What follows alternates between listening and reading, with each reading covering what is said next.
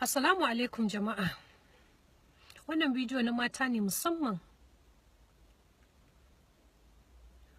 Mata ya kamata mu tashi mu yi kanmu karatun tanatsu, mu faɗa mu kanmu gaskiya. Mu yi kanmu faɗa. A matsayinki na mace, wane ne ya gaya miki cewa mijinki naki ne ke kaɗai? Waye ya faɗa miki? Wane ne ya gaya miki cewa mijinki shikenan saboda ya aure ki no more?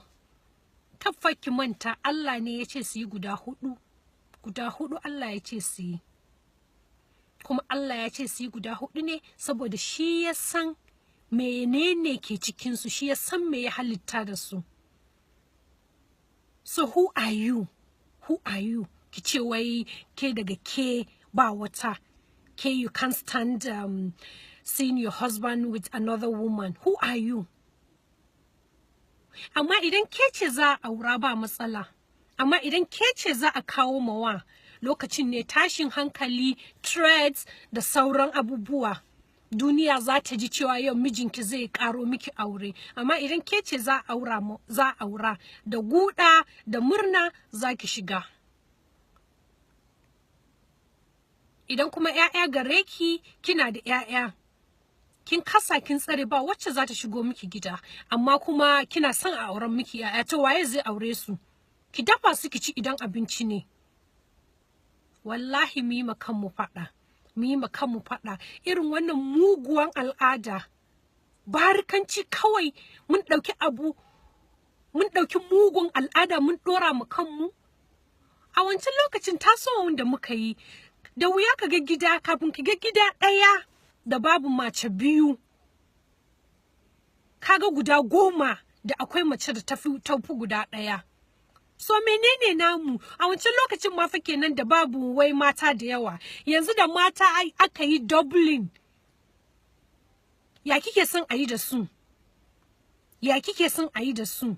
Kawai mun ɗauki muguwar al'ada mun ɗora mu kanmu. A'a, mu ba wanda zai shigo mana gida, shikenan saboda ke mijinki ya aure ki, ke ƴar gwal, shikenan kafin ki aure shi kake manta yana da abokai, yana da ƴan uwa, yana da ƙawaye. So dan ya aure ki shikenan komi da komi ya ƙare mishi, ya tsaya, sai kawai ke ce zai zo. Alhali ma maybe ba daɗin ki yake ji ba. Kina nan kina gasa mishi azaba a cikin gida, kuma ki ce ba zai yi hudda da jama'a ba. Haka ake yi? Haka ake yi? To wallahi mu yi kanmu faɗa. Wallahi mu yi kanmu faɗa. Wannan barikancin ba inda zai kai mu. Ba inda wannan muguwar al'ada za ta kai mu. Idan mijinki yana son yayi aure, ki bashi yayi auren shi, ba abin da ya dame ki, ba akan ki za ta zauna ba. Kowa da halin shi yake zama. Kowa da halin shi yake zama. Idan baya son yi, to kin yi sa'a shikenan sai ki sakata ki abin da kike so. Amma for as long as yana so, wallahi ki bashi yayi abin shi. Who are you ma to stop him, for God's sake? Abin da Allah ya ce su yi, ke ce waye? Ke wace ce? Ke ƴar gwal?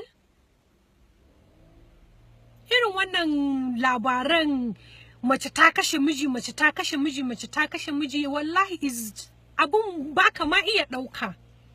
Kanka ma bai iya ɗauka. Mata da aka san mu da tausayi da jin kai, yau bariki ya buɗe mana ido.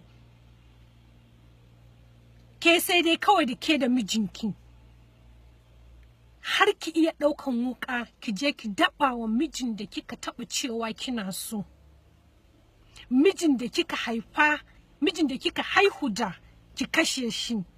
Wallahi tallahi mata mu yi kanmu faɗa. Wannan abun ba inda zai kai mu. Wallahi ba inda zai kai mu wannan muguwar al'ada.